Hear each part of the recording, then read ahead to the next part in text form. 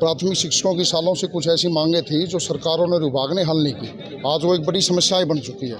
हम बार बार जिला स्तर पर उपायुक्त के माध्यम से मुख्यमंत्री सरकार को ज्ञापन भेजकर चेता चुके हैं, परंतु सरकार और विभाग के कानों पर कोई जोर नहीं रखी। सबसे बड़ी डिमांड जैसे आती है तबादलों की।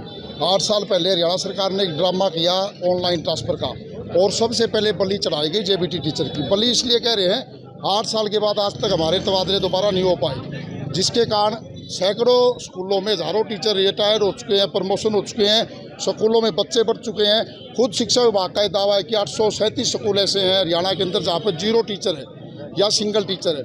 दूसरी हमारी डिमांड है एसीपी की मामलों में और मुख्य शिक्षक पदोन्नति पे, तो 50% की और ओपीएस की जो मांग कर रहे हैं वो और जगह पर पहुंचे आप।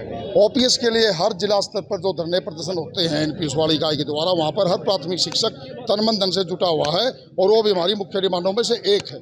जब एक सत्ता का नुमाइंदा एमएलए हो, मंत्री एमएलए जो भी है, वो हर बार केवल 1 दिन लेने के बाद भी पेंशन का हकदार होता है, तो एक सरकारी कर्मचारी जो अपनी उम्र के 32 से 35 साल सेवा में खपाता है, उसको पेंशन नहीं दी जा रही। और इसको लेके 1 सितंबर को पंचकुला के अंदर सीधा सीएम आवास घेराव। आज सीएम आवास का घेराव करने पहुंचे हैं, तो आगे तोड़ के आए हैं बैरिकेडिंग। आपको किससे मिलने जा रहे हैं? हम यहाँ पे सीएम साहब है नहीं, लेकिन हम चाहते थे कि ओएसडी साहब कम से कम आए और हमारे संगठन के प्रतिनिधिमंडल की बात सुने और अधिकारियों को कड़े निर्देश दें कि विभाग की नाकामी के कारण आज एक प्राइमरी टीचर स्कूलों की बजाय रोड पे उतरने को मजबूर है। और अगर यही रवैया विभाग का, सरकार का रहा, तो हमें उम्मीद नहीं, पूरा विश्वास है कि सितंबर का प्रदर्शन इस मौजूदा सरकार के आखिरी प्रदर्शन होगा। उसके बाद में कर्मचारी सरकार का तख्ता पलट कर देंगे। क्या नाम आपका? सुनील बास। प्राथमिक शिक्षकों की सालों से कुछ ऐसी मांगें थी जो सरकारों ने, विभाग ने हल नहीं की। आज वो एक बड़ी समस्याएं बन चुकी है। हम बार बार जिला स्तर पर उपायुक्त के माध्यम से मुख्यमंत्री सरकार को ज्ञापन भेजकर चेता चुके हैं, परंतु सरकार और विभाग के कानों पर कोई जोर नहीं रखी। सबसे बड़ी डिमांड जैसे आती है तबादलों की।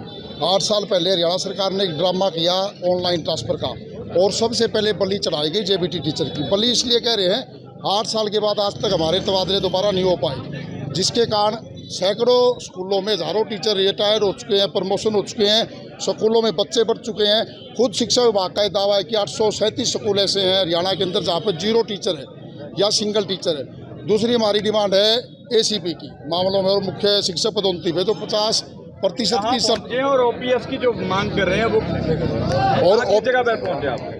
ओपीएस के लिए हर जिला स्तर पर जो धरने प्रदर्शन होते हैं एनपीएस वाली इकाई के द्वारा, वहाँ पर हर प्राथमिक शिक्षक तन मन धन से जुटा हुआ है, और वो भी हमारी मुख्य डिमांडों में से एक है।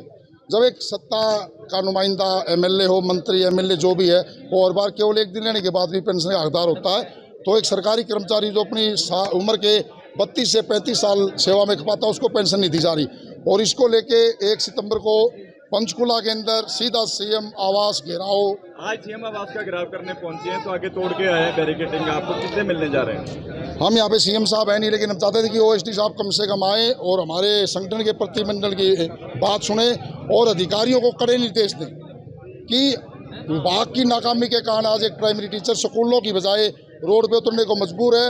और अगर यही रवैया विभाग का, सरकार का रहा, तो हमें उम्मीद नहीं, पूरा विश्वास है कि सितंबर का प्रदर्शन इस मौजूदा सरकार के आखिरी प्रदर्शन होगा। उसके बाद में कर्मचारी सरकार का तख्ता पलट कर देंगे। क्या नाम आपका? सुनील बास।